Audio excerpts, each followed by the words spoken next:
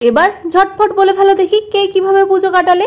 আমার কথা তো একেবারে বাদই দাও, আমার তো পুজোর আগেই পুজোর সমস্ত প্ল্যানিং একেবারে ঘেটে ঘুটে ঘ হয়ে গেছিল।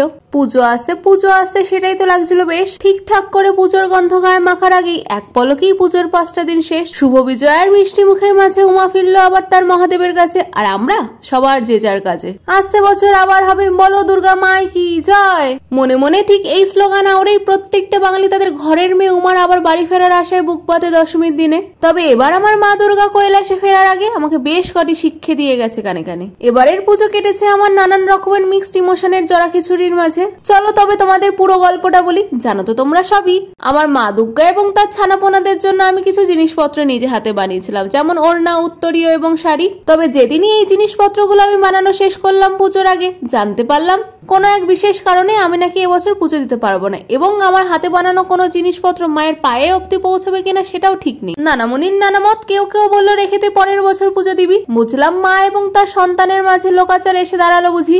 পুজোয় ঘোরাফেরা, বন্ধু বান্ধবের সাথে খাওয়া দাওয়া, সে বান্দা তো আমি মোটেও নই। বরং এই পুজো আশ্রার দিনে পুজোর কাজ এবং মায়ের মুখের দিকে সারাক্ষণ ড্যাব ড্যাব করে তাকিয়ে থাকতে ভালোবাসি আমি। মা দুর্গার ওপরে রাগ হচ্ছিল খুব, কান্নাও পাচ্ছিল ভীষণ। আমার অবস্থা দেখে মা বলে চল চতুর্থীর দিন একটু ঠাকুর দেখে আসি, বাড়ি বসে থাকলে সারবে না তোর মন। পঞ্চমীর সকালে মেজ মা দাদামণিও এসেছিল।